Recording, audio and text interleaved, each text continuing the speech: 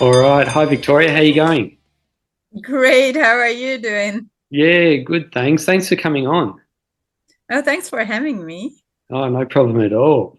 Um, yeah, so I mean, it was just before the Sat Champs. I noticed you posted a photo of yourself running your first half marathon in 2015. So and I thought that was really awesome. But how did you get into running?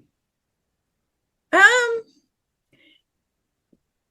I just wanted to lose some weight after having three kids and being like what was it? Maybe like 50 pounds, so like 22 kilos or something overweight after three kids, and I just wanted to drop the weight. So I it was purely for health reasons to just be a bit more healthy and drop that excess weight, and it just kind of escalated relatively quickly from there. Yeah. So that first half marathon was in 2015. Yeah, When because the little one was born in 2014. Right, okay. So you hadn't been running all that long before that first half marathon then? No, so before my third one was born, so they were born 2010, 2012, and 2014. And so before my third daughter was born, I started training for a half marathon. And then I found out I was pregnant. And the way I found out was that I was experiencing pain while I was running. So I quit running. I know that many pregnant women run, but I wasn't a runner at that time. So it was for me, something wasn't working. And so when she was born, I picked it up again. And basically, without any kind of training, I ran a very slow 10K. And then from there, I started training for a half marathon. And it was like 4 or 5 months later, I ran the half marathon. Yeah. And I mean, you said you started running to lose weight and to get fit, I guess, but did you enjoy running straight away? Did you think, oh, gee, I really like this more than I thought I would? Yeah, so I always enjoyed running. There was no problem with that. My problem was that I'm quite a competitive person just in general, and I don't have any kind of speed to speak of.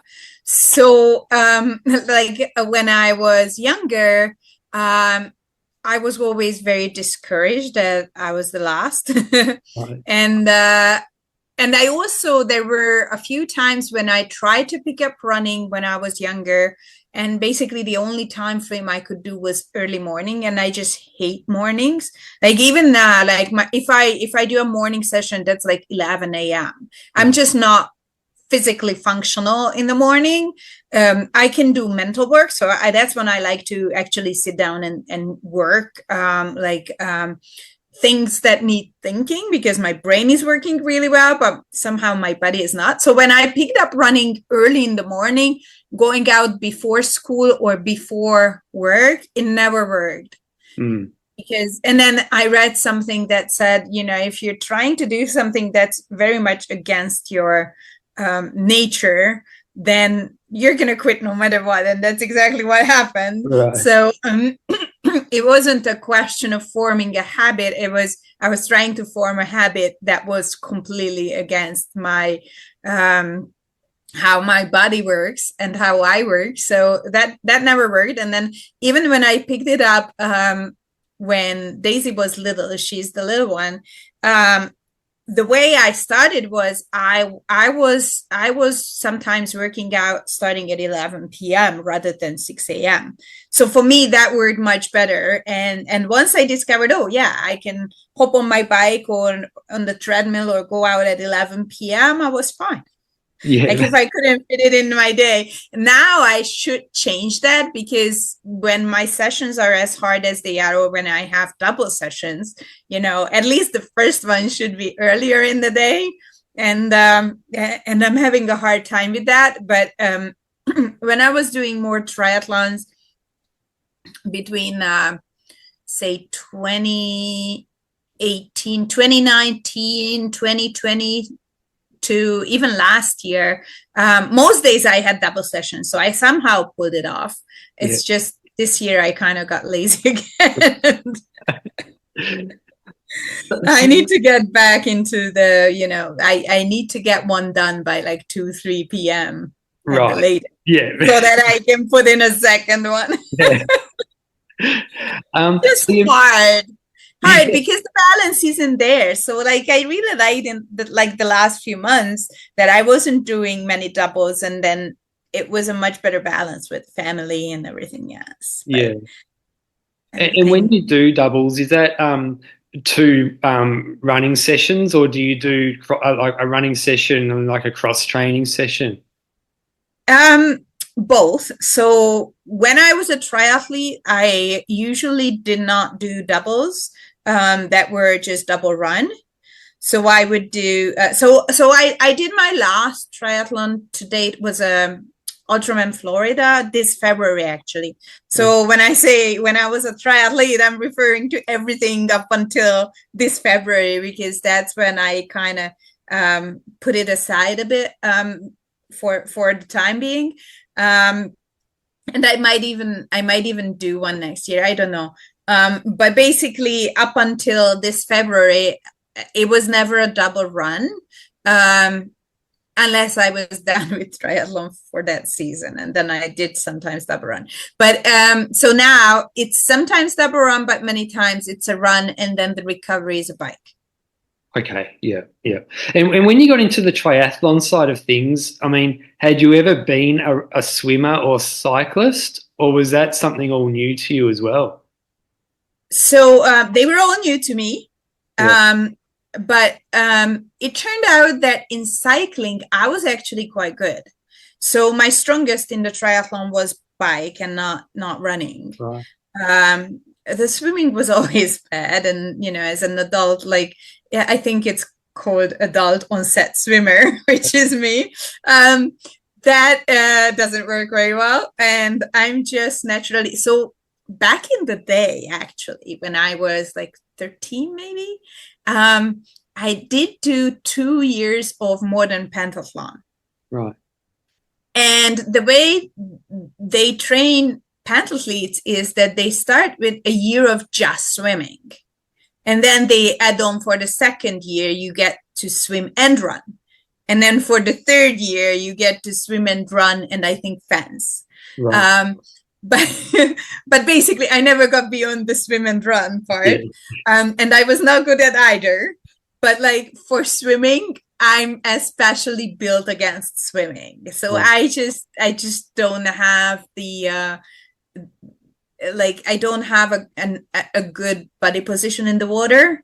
And a lot of that can be corrected, but I guess they were more looking for talent and working with those people who did have talent versus like people who just wanted to do it with no talent. So I was bad at swimming even back then. And that didn't help with my enthusiasm. Yeah. And I was pretty bad at running too. So I never became a modern pentathlete. Right. Yeah. So, I mean, I was really interested, and I reckon a lot of people would be interested if they don't already know that you're actually like a professional poker player, and like used to be, not anymore. Right. And you got to a really high level. Is that right? Yeah. I played at the World Championship and played pretty well. Yeah. So I started with online poker, and I played a lot online, and then I ended up being picked up by an online poker room, who sponsored me. And the way it worked, it's a little bit like with running, that if you want to get the sponsorship, like in running, it seems to be you have to go towards trail. In poker, it was like you have to go towards tournaments. And the same way as in running, road and trail are two completely different sports almost. In poker, playing cash games and playing tournaments are two completely different worlds with completely different strategies, different math, so different risk factors.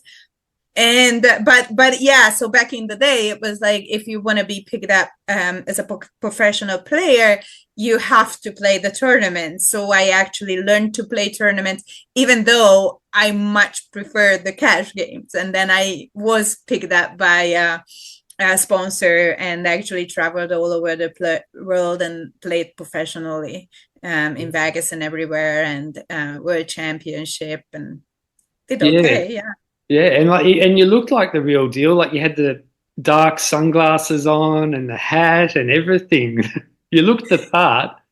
Yeah, well, the part of it was that because before the poker, I was actually a broadcast journalist on TV.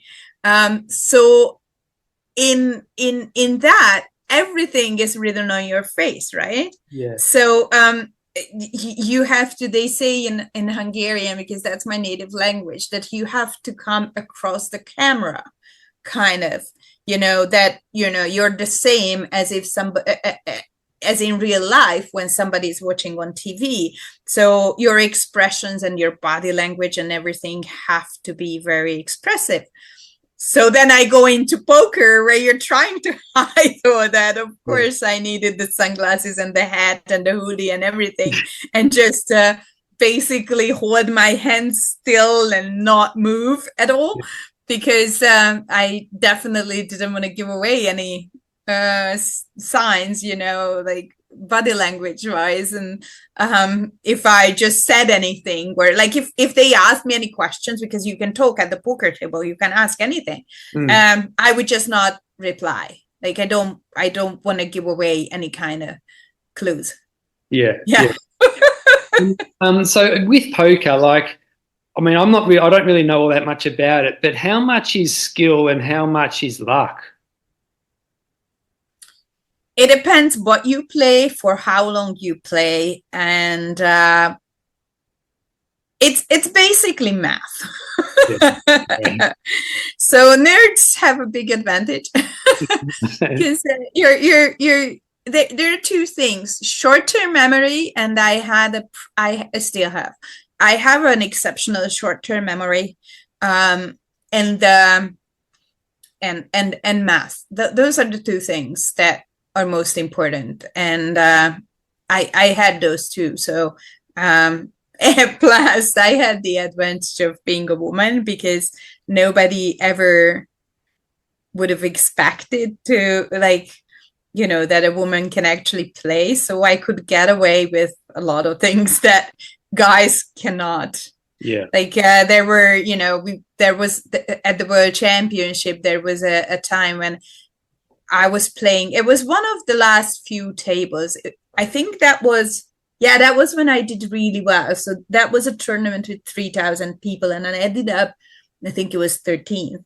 And there was before the last two tables, that the last 20 people were on a separate day. So day 3, I think. So on the second day, there were only 3 or 4 tables left, and I had been playing at this table for 8 hours when I actually was forced into a showdown.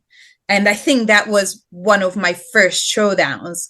And everybody at the table were completely shocked that I had been getting away with all this crap for 8 hours, and nobody would have thought.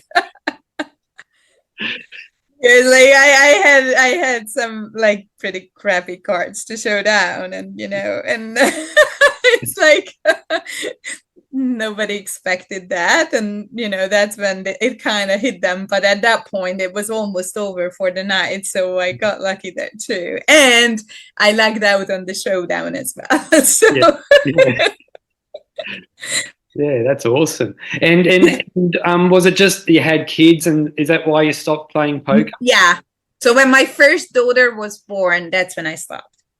Yeah, It's just not a life that I would want to do with kids. It was late nights, and sometimes all-nighters. Not that I don't do that now, but I didn't do it for the first 8 years of my kids' lives. yeah, yeah. So, can you tell me about the time between this first half marathon in 2015 that you ran, and your first ultra, which I'm not sure if it's right, but I've got it down as being into a 24-hour race in 2020. Yeah, that's right. And it was just an accident, kind of. So, um, so in 2015, what I had in the back of my mind already from the very first, half marathon was that my poker friends went into Ironman. And there was there were these two guys.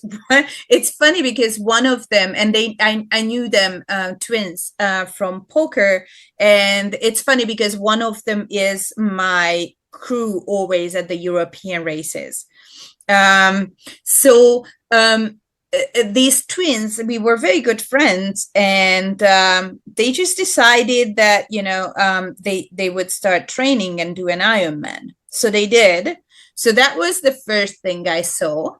And then the other thing was there was this kid who was 20 something and very overweight. And he was the first Hungarian to win the WSOP, which is the Poker World Championship.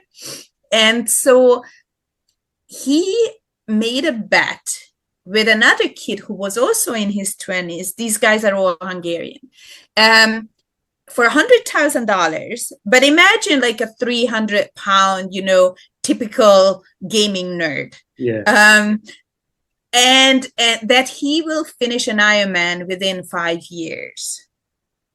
And the other kid was also a world champion. So later he became a world champion also in poker.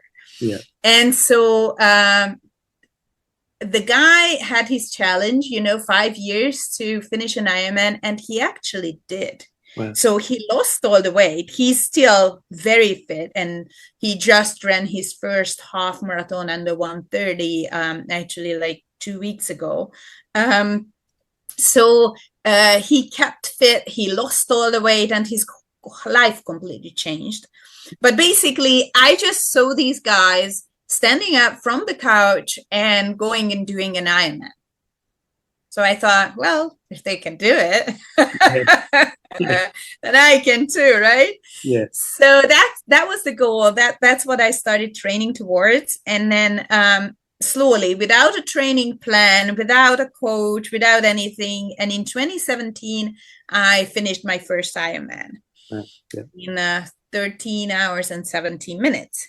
Yeah. And without too much training, because at that point I still had, a 3-year-old and a 5-year-old and the 7-year-old. Yeah. So I biked once a week, if that.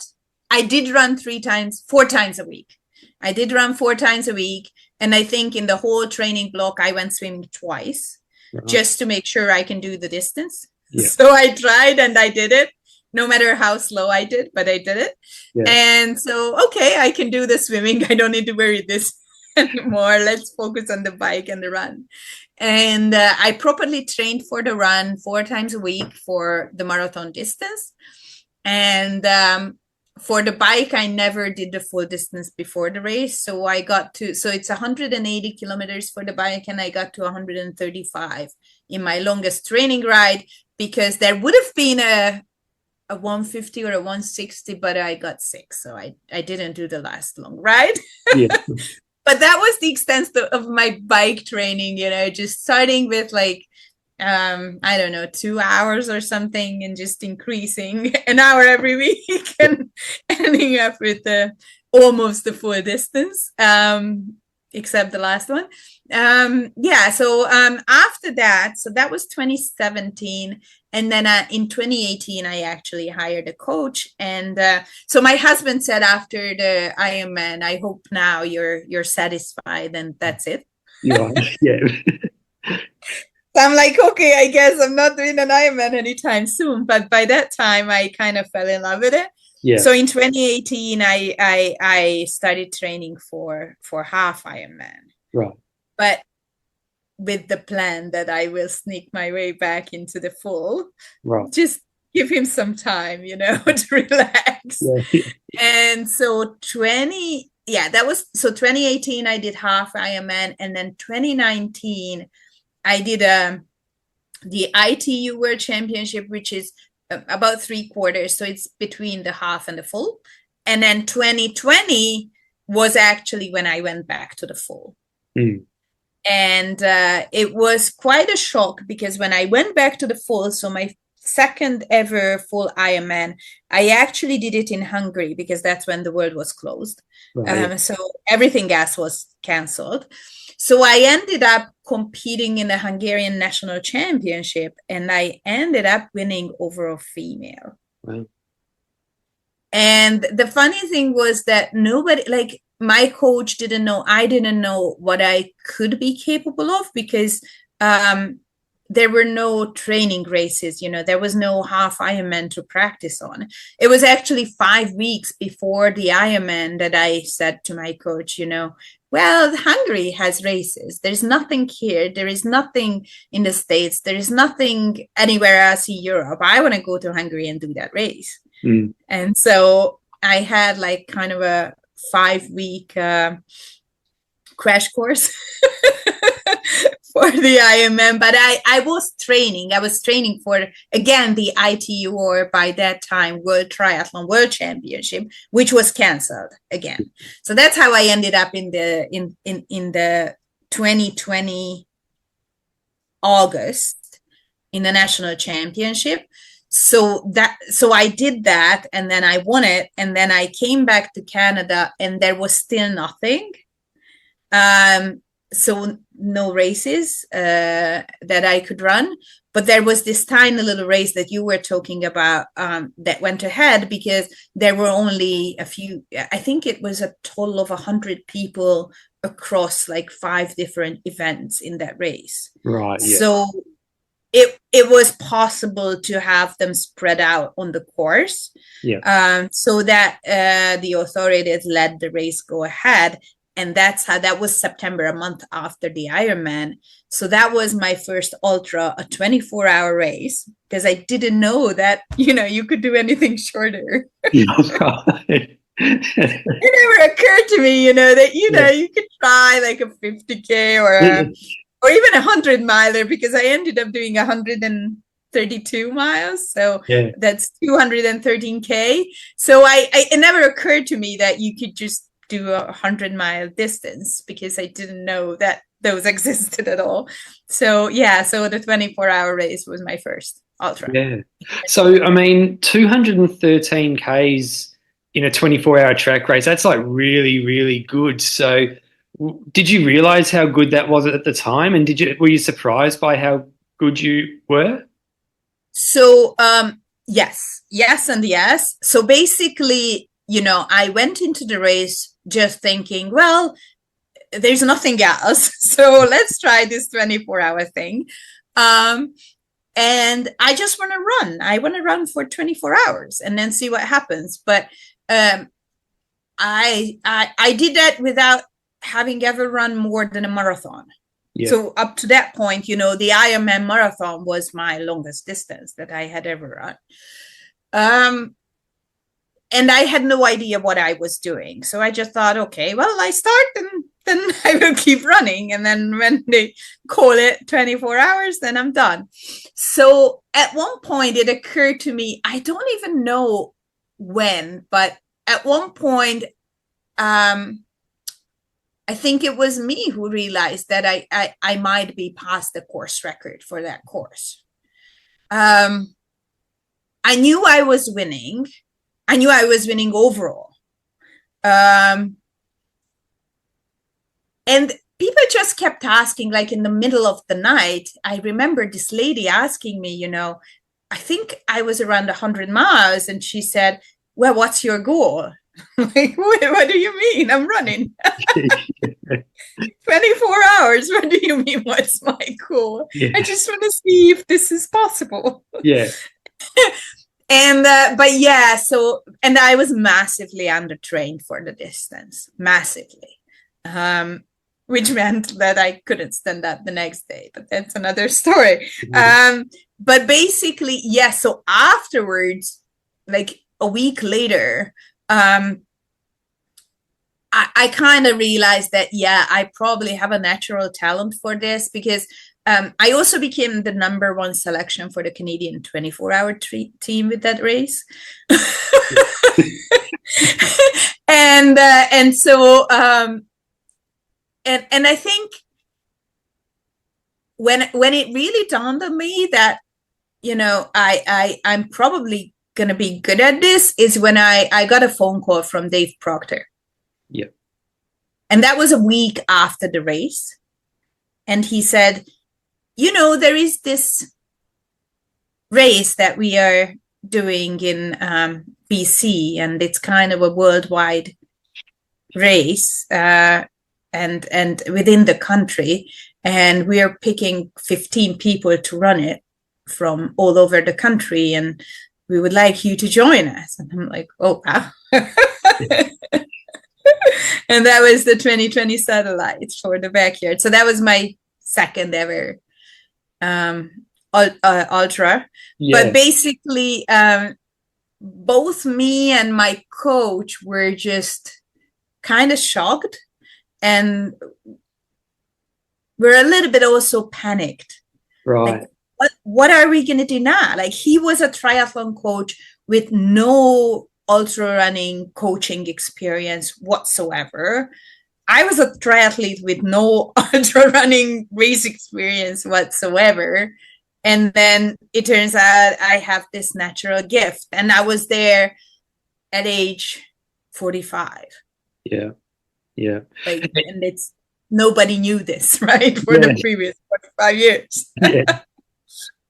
And so is that when you started thinking, okay, well, I'm going to start concentrating more on running ultras then? No. So I was kind of panicked at the time. And it took me until this February to make that decision. But at that time I thought, okay, well, so I have this gift, but I really like triathlons.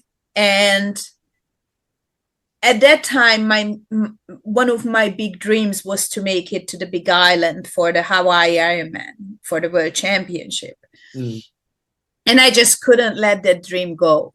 So the following year, 2019, I qualified for the Kona Ironman for 2022. I was still, like, I still did some ultras, but for the whole time I was doing the triathlons. And even though, you know, even in my age group in the Ironman, at the Ironman World Championship, I'm kind of mid-pack. So I could win my qualification race. I won the age group. That's how I qualified. But at the World Championship level, even in my age group, I'm just, you know, a participant rather than a real competitor. But it was a big dream for me, and yeah, I don't regret it. But that's basically why I missed. It's always in October. It's pretty much at the same time as the satellite championships, so that's why I missed the 2022 team. Right. Yeah. Because I was in Kona, and then I did it once more in 23, and then I said, okay, well, I have to kind of make a decision, because the swimming and the biking is just taking up so much of my time that I could potentially be much better if I focused on the running, at least as long as I'm competitive, like for the next 5 to 10 years. When I mean, I'm 49, like I'm almost 50, right? Yeah, yeah. So like I'm very old for this ultra thing. But I feel that even now I can be competitive for a few more years. So why not do that? And then in my 60s and 70s, I'll go back to the Big Island. Yeah, yeah, sure. So can you tell me about how the 2022 Sat Champs went for you then? Your first backyard ultra was for Team Canada. That was the 2020. Yeah. You said 22, yeah. Oh, did I? So Yeah, it was 2020. Yeah. 2020. So it was funny because I still didn't know anything about anything. But I went there, and then I had a friend who lived there, so she agreed to crew me for the race. And I had never had blisters in my life before, so basically that's what ended the race for me at 34 hours, that I got my first blisters ever. Yeah. And I just had no idea what to do with them. But basically that was the first time when I met real ultra runners. Yeah. Yeah. I mean, not that the guys at the 24-hour race weren't, but they were not at the level, except Amanda, that was 2020, that was Amanda Nelson's first ultra as well. Right. I don't know if she did it because everything else was canceled, like the same as me, but she was second female at that race. So that was the only time I ever beat her. Right. Never since. Yeah. Not that I'm not going to, but I haven't been successful ever since. Yeah. But that 2020 race was where I met Dave Proctor. I met a lot of ultra runners who have done a lot of great races. So Matt Shepard, he was in the team every year. So 2020, 22, 24. Stephanie Simpson, who won the 2020 Canadian Championship.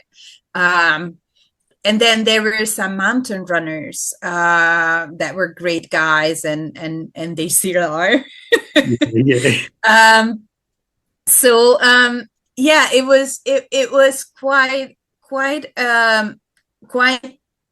an experience for me to see these people and see how they operate and pick up the different things from them, and just discover that there is, like, even at that point when I went to that race, I still didn't know that there are 100-miler races out there, and there are trail races out there, because the 24-hour was a looped course. It was in a park, but it was a looped course, which was 2.5K, so 1.5 miles approximately. Yeah. And then, the backyard ultra is also loops of an hour.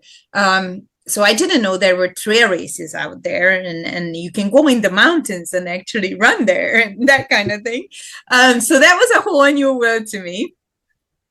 And it was quite exciting to just discover that all these things are out there. And then, so there I heard from Matt Shepard that there was going to be another race in a month. Again, there was nothing else, right? So the fact that there was a race in BC again a month later, that was actually quite exciting. And there was a 48-hour race there. Yeah. And then I looked at that was the first time that I looked at the Canadian 48-hour record, or any kind of record, or I discovered there are records out there, right? Yeah. And that was because I almost broke the Canadian soil record at that 24-hour race, but they didn't measure the partial lap. Right. So if they did, I would have, but they didn't. Yeah. So anyway, so the 48-hour, I looked at the 48-hour record, Canadian women's record, and it was less than 200 miles. So it was 318 kilometers. So I'm like, I could do that. Yeah. So I went to BC a month later. So we are in November 2020 now. And it was raining the whole time, the whole 48 hours. It was raining, and it was on the track. So I'm running around on the track in pouring rain. And I did actually break the Canadian 48-hour record, but just barely. So I did 325 kilometers. And so by now I'm up to 405. So there's a big difference there. Yeah. So there was a big learning curve since the 325. But yeah, so that was when I started to discover what's out there, and that was my first Canadian record, the 48-hour in BC in the pouring rain for the whole time. Yeah. Awesome. So, with the first backyard ultra you did, like, what was your strategy and plan going into the race, and what did you learn about doing well in backyard ultras from that race? So I went into it with the exact same ignorance that I went into the 24-hour. And I did not really have any kind of a plan. I just had the plan of let's start and run as long as I can. And so I didn't do too badly because out of the 15 people, I finished 7th. So, for a second ultra, and these are, the 15 best runners that they thought they could assemble for this team. So it wasn't bad at all. Yeah. And yeah, so basically at that point, I still had this marathoner mindset. So I did not have a cot to sleep on, or I think they might have given me like a zero gravity chair but I didn't sleep. I just went and just didn't think that I needed sleep, or that people actually sleep. Yeah. And yeah, so I did not have much of a plan other than nutrition. So I was on liquid only for the whole time because like I'm going in with a marathoner mindset. So like, I'm just drinking my calories and I'm happy. Yeah. So that's what I did. And, in the same clothes and same shoes for the whole time. And yeah, I did not have much of an idea of what I was doing at that point. Right. Okay. And like afterwards, like did you like the format? Were you thinking, yeah, I'm going to keep doing these backyard ultras? Yeah, I did like that format right away. And the very, very strange thing is that until last year, when I did Capital May 23, for 2.5 years, I could not do any better than I did in that first event. Right. And that is still shocking to me that these championships, okay, I was tired. I was a month after a 6-day race and I had a huge season with a lot of other races and yeah, but I did 34. So, with all the new knowledge I've got and all the like 4 years of experience, and now I actually think I know what I'm doing versus back then when I didn't. Our setup was completely different. We had a massage therapist, a physiotherapist, we had chefs cooking for us. We had a lot of support that we didn't have that first year. Yet I could only do the same 34 laps that I did 4 years prior when I had no idea. So I don't know how I did that. It's still kind of a mystery to me. How the heck did I do 34 yards back then? I don't know. It's crazy. Yeah. So you mentioned Capital, and you did 49 at Capital, right? Yeah.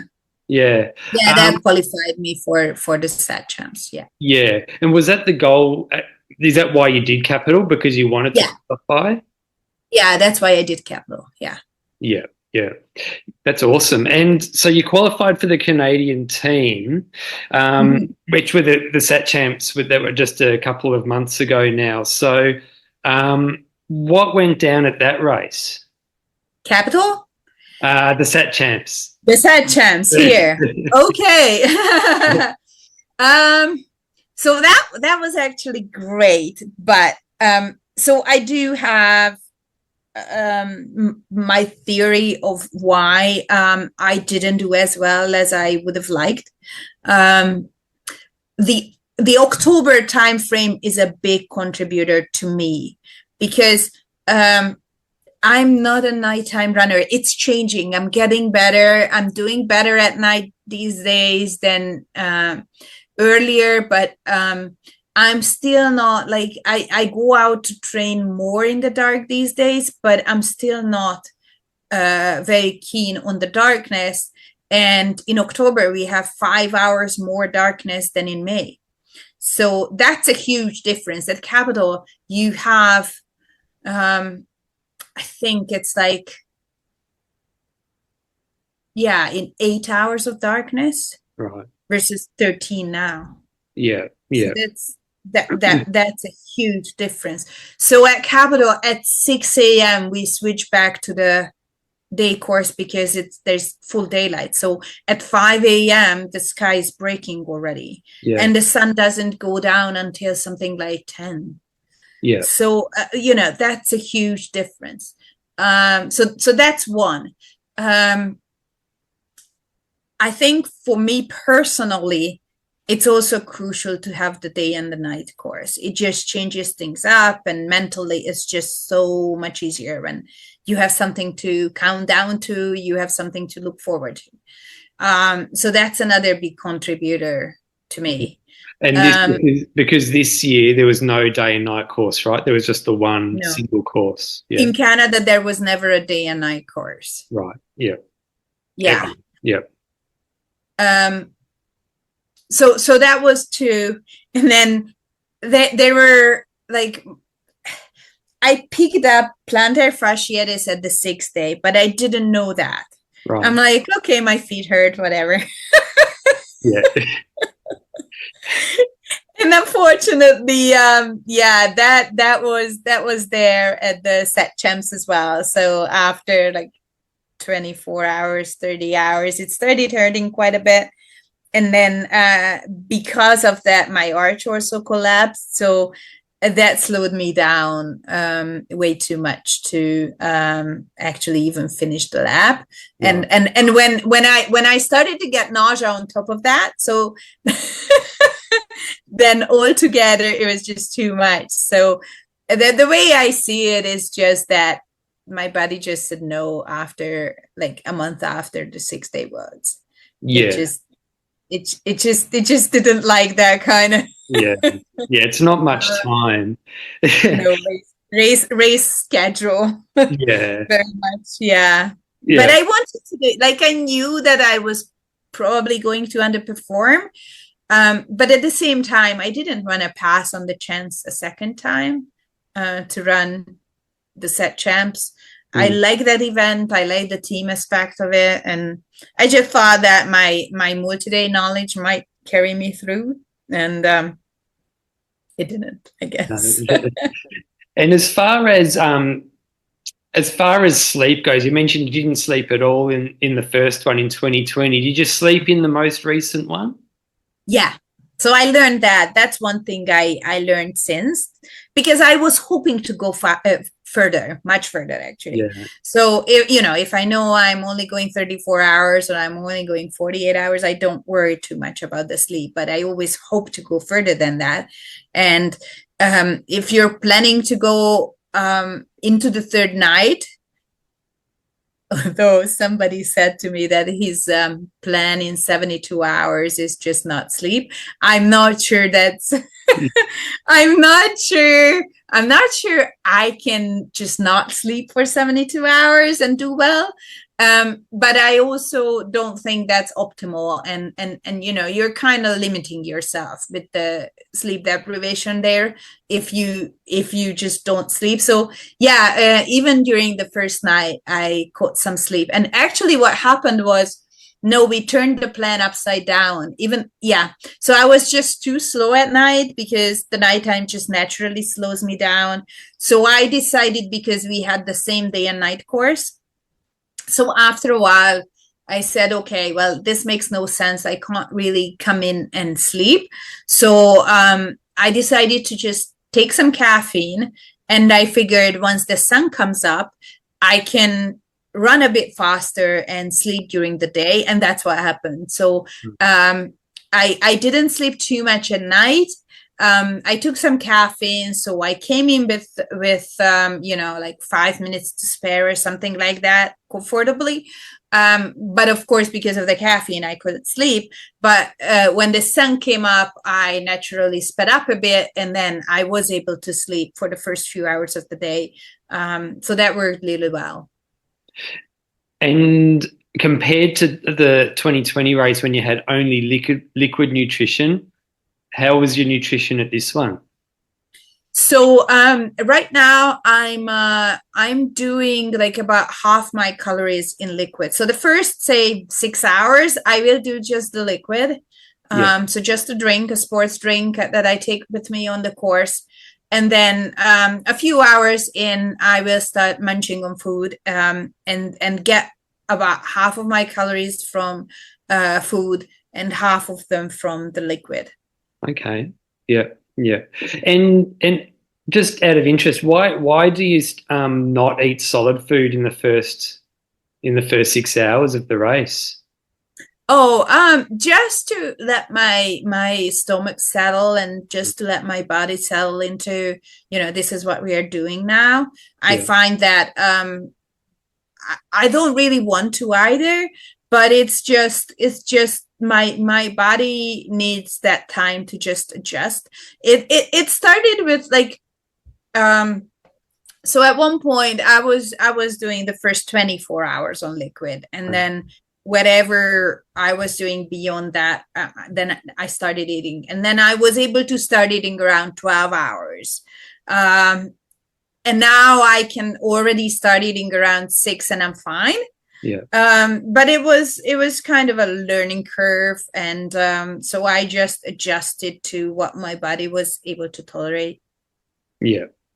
Yeah. So backyard ultras are known for their mind games, and especially as the races go deep. So do you find, being from your poker background, mind games are big in poker? So does that help with your back? Are you like really good at mind games aspect of backyard ultras?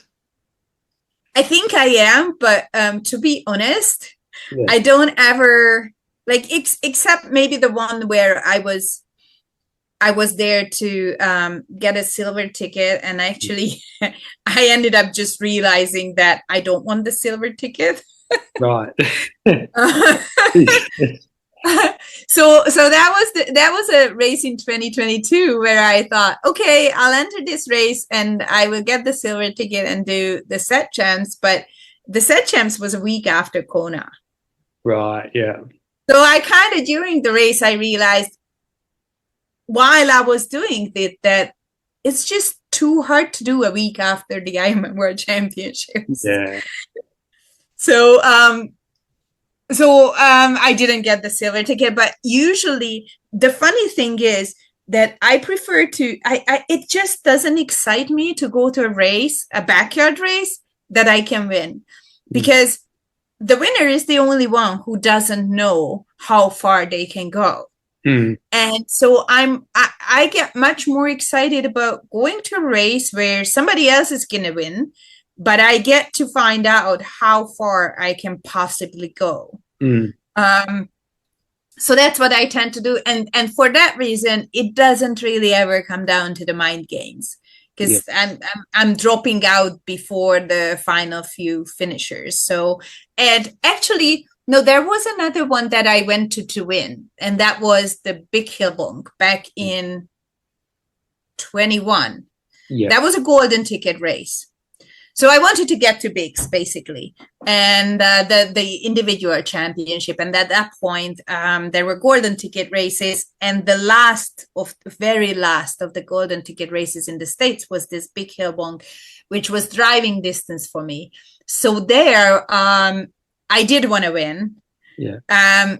And there was some, like, a little bit of mind games there, but I mean, John Noah was there. Yeah. Yeah. So like,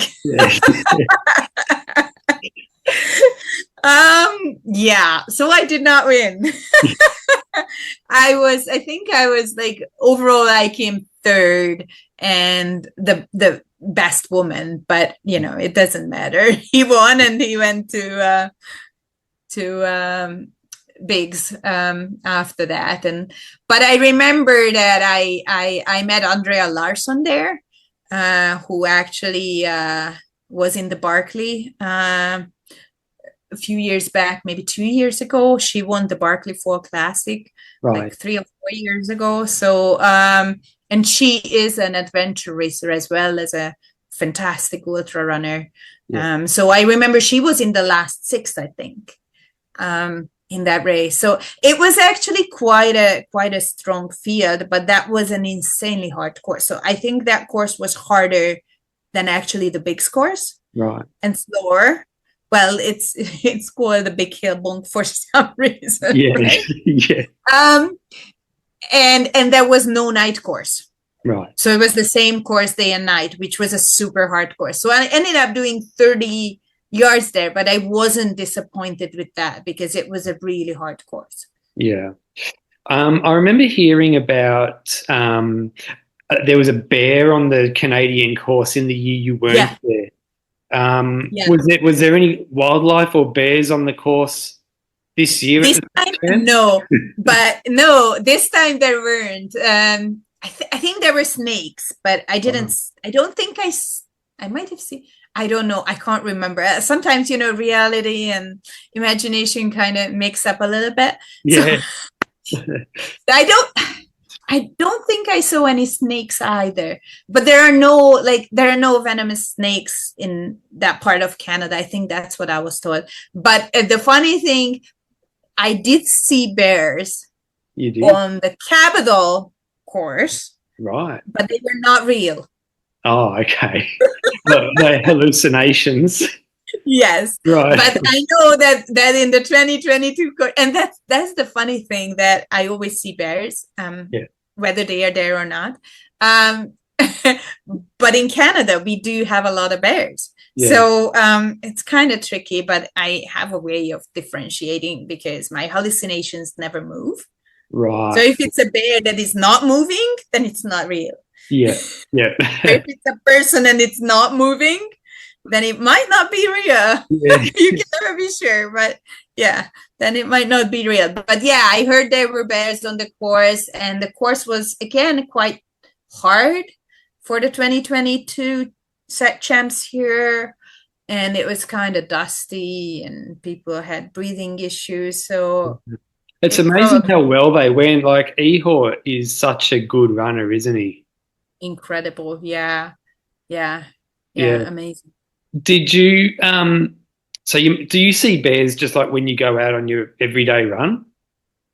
No, I'm in a place where I don't like. It's just a forest where I go if I run trails here, and there are no bears in the forest. So, and I don't even think there are really snakes there in that forest. In that particular forest, at least. I mean, yeah. So as far as backyard ultras go, what would you say your biggest strength is, and what would you say the area where you can improve most is? So I think my mental game is quite strong. So I can usually get the most out of my body that is possible in that moment. Where I need to improve is just general speed.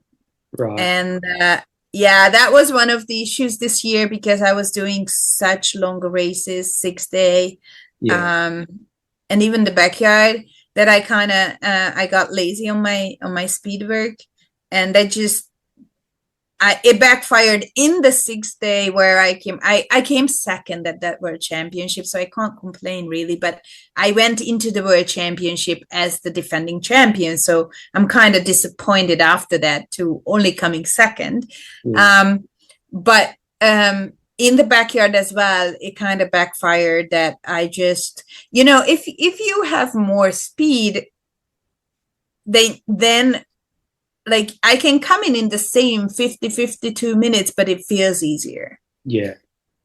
So that's the big difference. And I just learned that. And so basically you would not think that speed work is what you need for a backyard ultra, but I think that's the case with me, just because that's my biggest weakness in general, just lack thereof.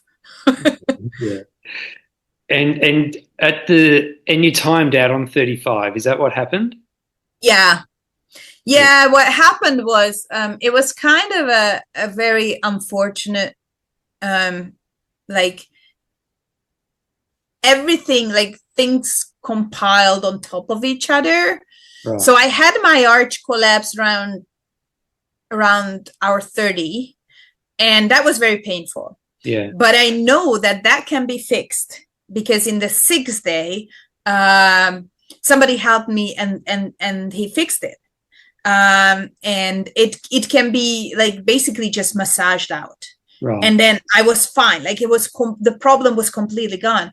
But you need, well, our physio said 5 minutes at the backyard, but I remember needing about 10 minutes at the 6th day. Right. And the problem was that lab 31 was the first time I really needed the bathroom. So I spent 5 minutes in there. I did not have extra time to come in early. Yeah. And then lab 32, I'm kind of a bit tired from coming in earlier on lab 31. So 32, I decided to take it easier, just go easy, and then I will come in faster in lab 33. Yeah. So lab 33, I need the bathroom again. Yeah. I spent another 5 minutes there. Again, I didn't come in fast enough to take care of the foot. And then that's when the nausea also started.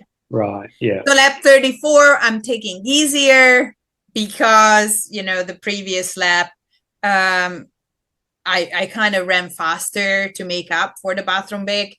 And then thinking, okay, lab 35, I can come in earlier and we can fix the foot. But the problem was, by lab 35, for 5 hours, I had been running on that horribly painful arch. And with the nausea and the plantar fasciitis together, I just couldn't come in fast enough. Like I couldn't even come in within the time limit. I was just walking too much. I was walking way too much. And by the halfway point, so I got to the halfway in 34:46, I think. And I knew that the previous lap, or lap 33, I got to the halfway point in 34, and I still came in on time. But this time it was 34:46, and I knew how hard I had to work to come in after the 34. And this time I knew that the pain was just too much to do that. I still tried. I gave it a shot, but by about I was about a mile out, so like 2K, 2.5K out, when I realized that I would be about 2 minutes over time. So then I just walked the rest of the 35th lap. And came in 10 minutes over time instead of 2 minutes over time. So you've probably been on Facebook and read a few posts about women. Like some people think that backyard ultras might be, let's say, it's not fair, because women and men compete together, and they think there should be some concessions given to women. There's all kinds of ideas floating around out there. What's your opinion about that? So I think in general, on your everyday backyard race, all is fine. Yes, the playing field is not equal, but women still win individual races depending on how strong the field is. And yes, women are at a disadvantage for various reasons in your everyday backyard, but I think the format is great. as is for these events. Yeah. Now, even on a national level, we saw that even on a national level, some women win, right? There are, I think, four. Yeah, so 4 or 5, yeah. Yeah, four won their championships, and then Meg qualified for the at large. So 4 women won their national championships. Actually 5, but she didn't do. There's Irina in Cyprus who only did, I think, 16 because nobody her further, but she's an incredible runner. Yeah. So she could actually do some damage in the individual championship, I think. Yeah. Because she's insane. But anyway, so I think even on a national level, it's almost fine.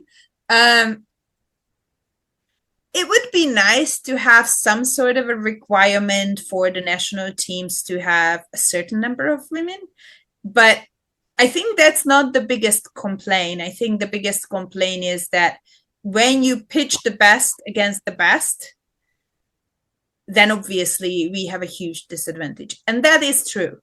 And I agree with that. The problem is, what do you do about that? Okay, we can acknowledge that, okay, yes, women are at a disadvantage. We know that. Do we want to keep the format as is in general? I think the answer is yes. At least as a competitive woman, I don't want to just race against women. However, anybody can put on a women-only race. Nobody stops anybody to put on a women-only race. Do that if that's what you want. Yeah. That's not something that appeals to me. Because I just want to see how far I can go. And in the women's field, in 2023, when I ran the 49, it was the 6th best in the world for a woman in that year. So there are not that many races I could have gone to where I would have pushed to that 49, and I needed the 49 to qualify for the team. Yeah. And the huge problem that Lars faces with his race for the individual championship is that there are 75 slots, period. The property cannot handle more. And if you put in a woman who only has 49 yards versus a man who has 75, then you're denying that man a chance that he deserves to be there with the best. My solution would be, and I don't know if this will ever come to fruition, but this is what I would like to see.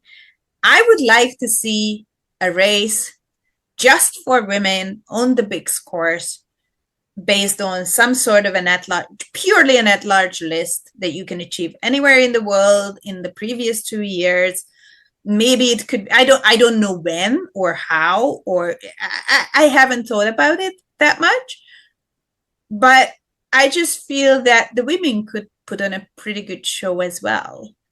Well, I same way as the Ironman World Championship, there are separate women and men. They are even in different locations, but I think the appeal of the big scores is that it's the original course. So that's where I would like to see this happen. Not every year, but whatever time frame, every 2 years or whenever. And I wouldn't. The hard part is that if you want to make one, say with 30 or 40 women, you don't need 75 because you don't want to dilute the level, dilute the event up to the level where the Ironman World Championship is actually at this point diluted. Right. Yeah. But I would draw the line wherever, put an at-large list together and say anybody who has over 30, anybody who has over 35 or 40. 40 is a good number. Yeah. But the problem is, where do you put it in case those women who want to run the big one, those 5, right?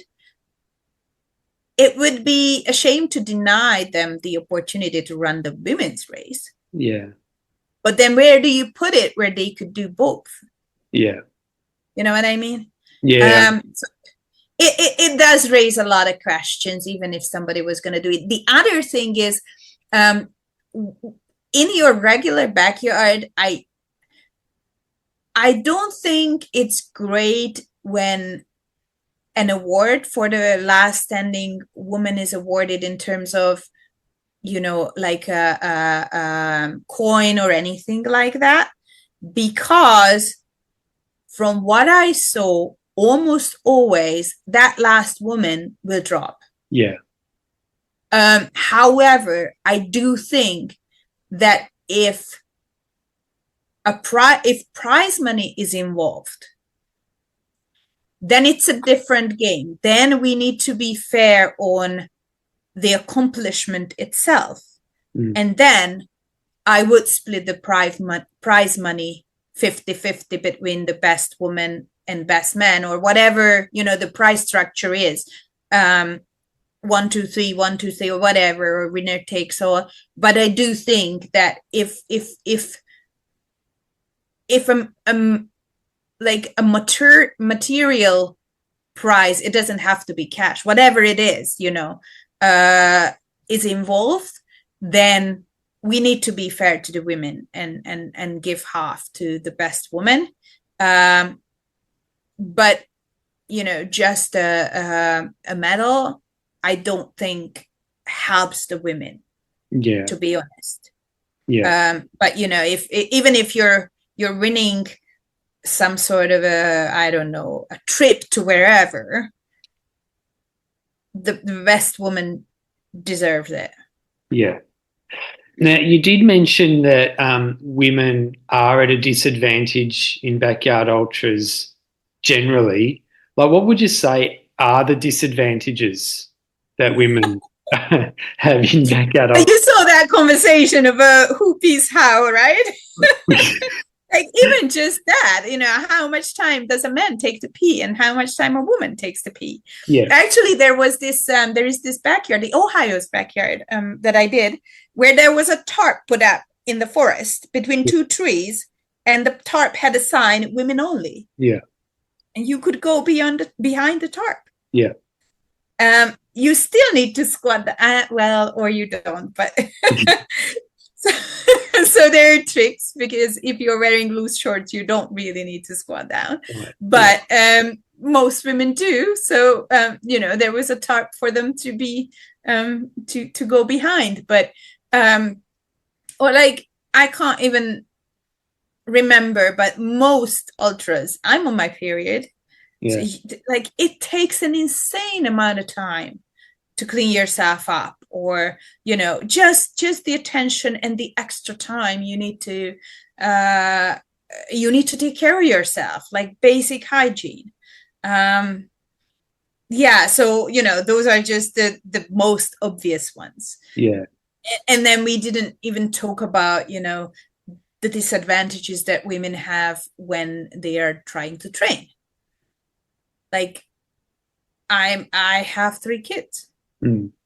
Most of the time, the 3 kids are on me. Yeah.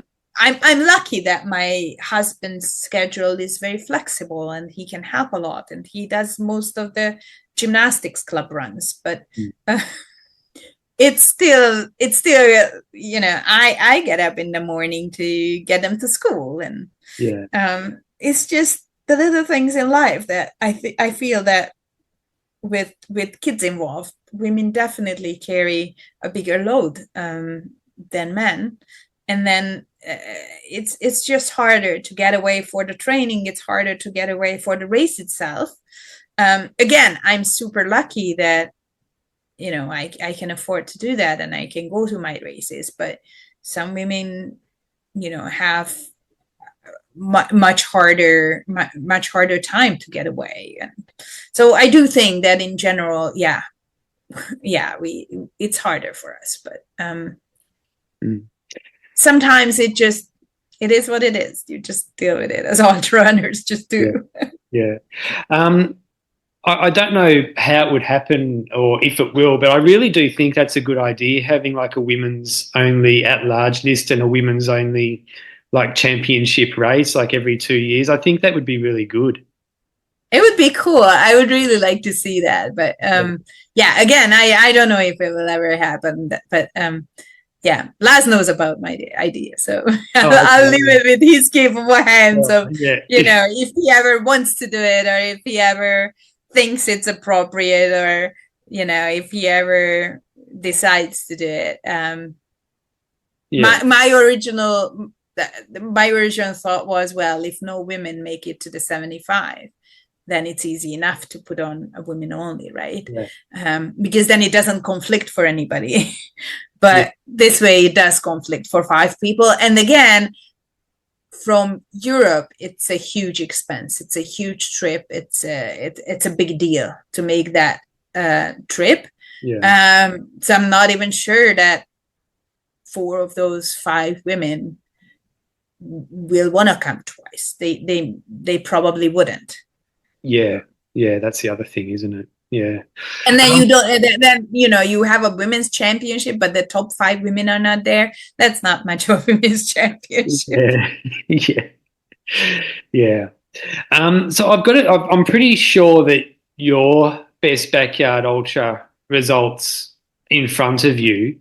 Have you thought about how backyard ultras fit into your schedule over the next 12 months? Oh, it's so hard. So they don't, unfortunately. My plan is I really would like to go back to Capital, because I do think that's my best bet. And I really like that race. But now I'm focusing on the 48-hour in May. And it's a week after Capital. Right. Okay. So I obviously don't want to screw that up. And it's so hard because I have been looking and I can't find another race within driving distance. I even looked at Europe. I can't find one that fits my criteria. That, it's not late in the fall, because then there's so much fewer daylight hours. That it does have the double course, and that it has a relatively easy course, and that it has a competitive field so that I can go big. Yeah. So basically right now, what I'm looking at is Capital 2026. Okay.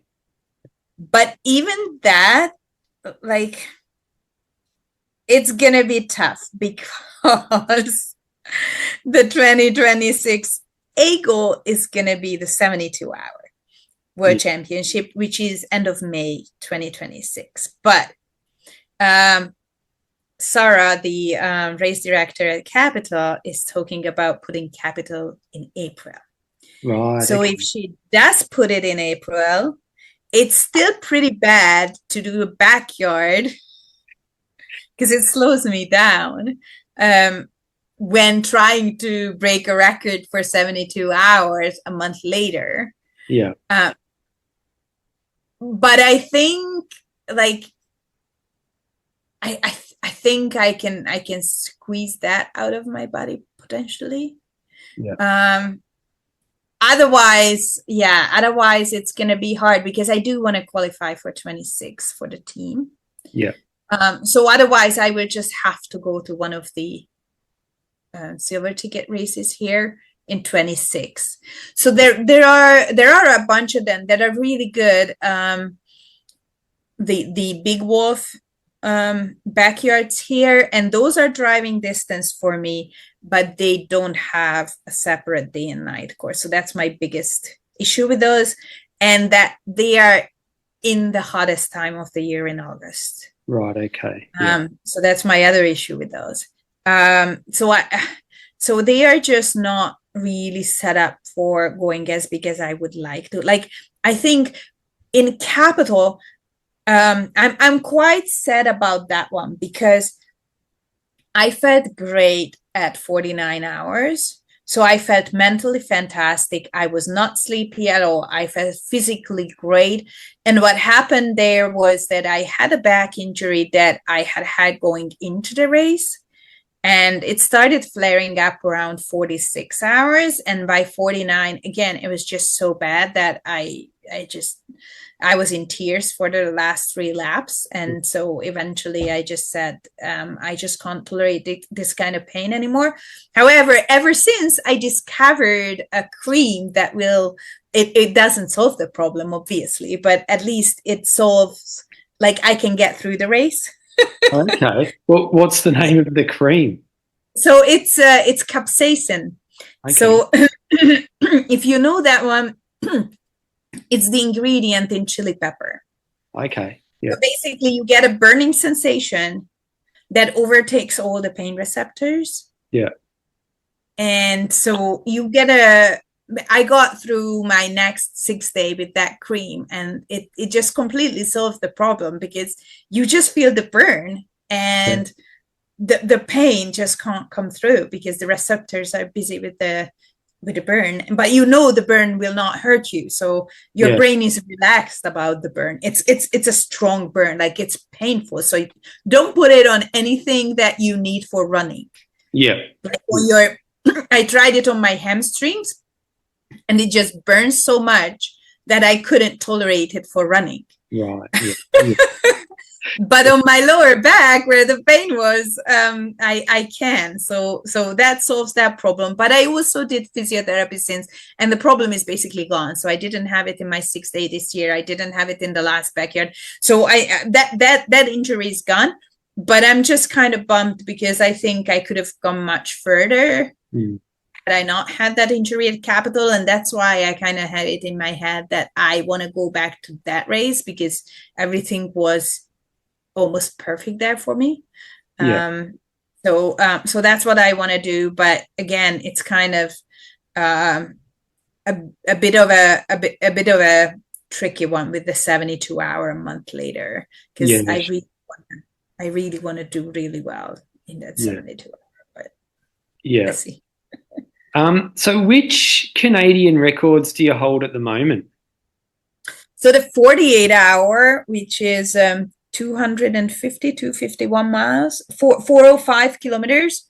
So that's higher than the Canadian men's record, actually. Wow. Yeah. And that's the 6th best of all time for women. Yeah. The 72-hour that at one point I had the world record for 72 hours, but it has been broken twice since. And then the Canadian 6-day record. Yeah. Which I set a year ago. And I did have the 100-mile record at one point at 14:57. Yeah, cool. But Amanda broke that. Oh, and then Julie Hameletsky broke it again, just like 2 weeks ago at Tunnel Hill. Right. So she took over an hour off of the record. Wow. But the 50 plus next year, when I'm 50, the 50 plus age group world record is 14 hours and 56 minutes, which is just a minute faster than my Canadian record was. Yeah. So if I could run basically a minute faster, I could potentially break the age group world record for 100 miles. So I might try that next year. Yeah. We'll see. But so it's the 48, the 72, and the 6-day Canadian records that I hold. Yeah, cool. And the 48-hour Hungarian. Right. Yeah. When did you move to Canada? 2008. Okay. In my poker playing era. Before kids. Yeah. So how do you see your running journey evolving over the next 5 to 10 years? Do you have like long-term goals or anything like that? Kinda. So next year I want to focus on that 48-hour, and do a few 24-hour races, while I still can be somewhat competitive at 24 hours. So I will do one in February, and then hopefully qualify for the 24-hour World Championship, which is actually on the same day as the Bigs individual. Right. Yep. So those are the two main races for the year. So next year I'm trying to do faster stuff, faster, 24 hour and 48 hour. And then the following year is the 72 hour. And I'm hoping to get into the backyard at that point. So capital hopefully, and then the set champs again. And then I think in 27 I will probably go back to the 6 day. And try to do my best in France if there is a championship there. If not, then I don't know, either at the championships or still in France. I think the French course is one of the best ones. So I would probably still go to France, even if the championship is not there. So I feel like, so that's the next 3 years. And I still think, given that Jennifer Russo is 59 now, I think, or 58. Yeah. And, she was in the US team still. Yeah. So I might have 10 years still of this ultra running thing. So there are a few other things that I definitely want to do while I still can. And one of them is Badwater. So I was 4th at Badwater last year. And I didn't have a good race. So I think I can do much better there. So that's one of them. And then I don't know about the trail part of things. Like I might, the one that really is very, very tempting to me is Cocodona 250. Right. So that's 250 miles, 400K. But I also keep thinking that I should do a few 100-milers before I really go that deep, in a 250. But I did run, this year, I ran the second half of the Cocodona course because I paced it. So I know the course a little bit. I've run it, half of it. And I really liked it. So those are tempting to me, the 200-milers. Even like I was trying to fit Bigfoot in my plan, but the coach didn't approve because that one is very, very technical. So it would slow me down way too much for my goals for next year. But Tahoe is more runnable. So that's, again, a 200-miler that, well, it's not like exactly fast running, but it's more runnable than Bigfoot. Anyway, so I want to do a little bit more trails, but I also realized that I'm not very good at it at this time. I mean, I did win. So I did run Sulphur Springs, which is just not far from here, 100-mile. And when I ran it in 22, I was second overall, and I won the women's race, and I set the course record for the women, which Amanda also broke since. Always Amanda, right? She's great. And I did run, what did I do? I did Vermont 100, which was more technical, but I also only did that as a training run to get into Badwater. I needed it as a qualifier. So I didn't really take it seriously. I might go back there. I quite liked that one. And then this year I tried QMT, the Quebec Mega Trail, which is super technical. And I did not finish that one because it was just, like, we don't have that kind of terrain here. It was all rocks and super technical. And I wasn't enjoying it, so I dropped that out. Since it wasn't any kind of goal race, I just really was curious and wanted to do it. But once I really wasn't enjoying myself, I just didn't see the point of keeping going. But I do want to run a few of those trails but it's hard to fit them in because I already have a full schedule, and because that's not what I'm good at, the coach will always say, well, how important is this? And I'm like, yeah, not that important. Yeah. So yeah, so I want to keep at what I'm good at for now.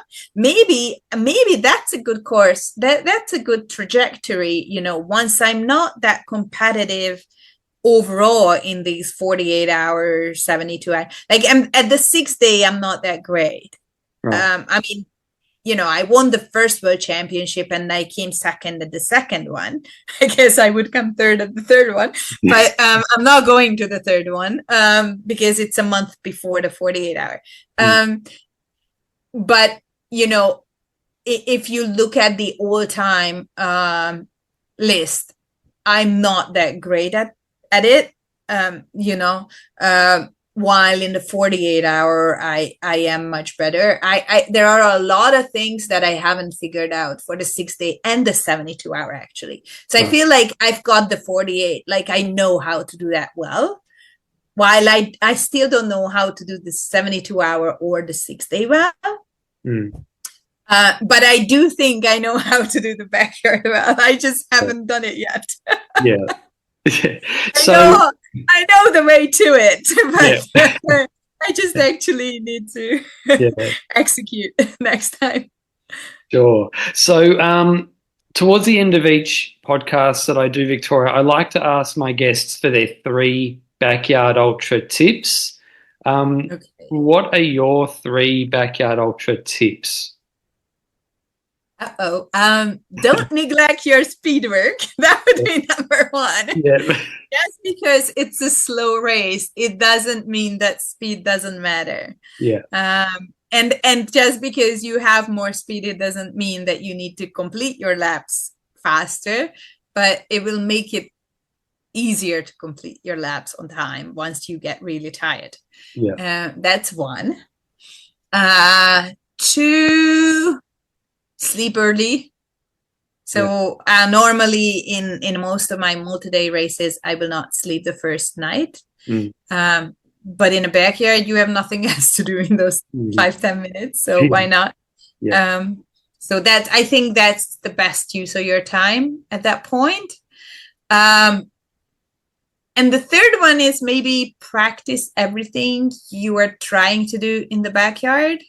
Yeah. Nutrition, sleep. There is a reason Harvey sleeps in the closet at this high school. And who else was that? Somebody also mentioned that they take like 2-minute naps at work. Yeah, I forget, but Harvey's the most well known for it. That's for sure. Yeah. Yeah. So I actually set up my cot in my bedroom. Okay. Before the race, yeah, so that it comes naturally to sleep on that cot with that pillow and that earplug and that eye shade, because that's what I will be doing. And then the kids look at me and I'm like, oh, Mommy, why are you sleeping there? And I never actually explained to them fully because I just didn't think they would fully grasp. Have a good grasp of why I actually sleep on the quad instead of my bed, but at least 2 of them can fit in my bed instead of just 1 when I sleep on the quad. Yeah, so that's a good idea. Like actually practice sleeping in what you're going to be sleeping in when you're in a backyard ultra. Yeah, at least the falling asleep part. Like I don't sleep the full night on the cot. Yeah. So the first time I wake up and I go to the bathroom, I switch to my bed because the most important part for me is just to fall asleep on the cot. And after that, it doesn't matter that much. Like in the backyard, I will be sleeping 3 to 5 minutes. So I don't need to spend the whole night on the cot. Yeah. But like afternoon naps, I was doing afternoon naps on the cot too. So Yeah, that's really good. Well, thanks heaps for coming on. It's been really, really great hearing all your stories and tips and things. Thanks for having me. Yeah, really good. Awesome. Have you been on a run today? No, I'm actually gonna get on the bike. So I kind of screwed my shin up a little bit yesterday. So I had to pull the run from today and I'm gonna get on the bike and see that's the issue. It's almost 7 p.m. here and I'm just gonna get on the bike now. But at Yeah, least it's not a double workout day. So I yeah, I, I had my plan for the day and that's the way it was planned that I'm gonna get on the bike, spin a little bit, and then I'm actually planning on doing a full hour of physiotherapy so that because there are so many things. Like I had a huge season. Sorry, it's a long answer again. that's all right. I had a huge season and there are so many little nagging things. So I picked up that plantar fasciitis. I have the arch issue to fix. I have a shoulder injury from the 48 hour, which doesn't stop me from running, but it stops me from doing triathlons. So I can't get into the aero position on the bike and I can't swim right now. So I had to buy a road bike actually for that reason because I can't get on my tri bike. And then the hamstring was hurting yesterday, which I thought was already gone. And then the shin that was really hurting yesterday, which I know is because of my ankle. So I have 4 months to fix all these little nagging things, which are like nothing hurts badly, but Yeah, they are just it's just nagging little things that are very very annoying, and any of them can get big in any of the races, and I don't want that. So my plan is that in the next few weeks or next 4 months actually, or until May, I even have like 6 7 months. So I'm gonna do an hour of physiotherapy and I'm gonna focus on that so that yeah, everything is fixed before the yeah, big races. yeah, very good. That's the plan. Well, all the best with all the recovery and physio and stuff like that. And I'm really looking forward to following along in all your races that you've got next year as well. Thank you so much. Thank Yeah, you. no worries. I'll hit stop on the record so don't go anywhere, Okay. okay?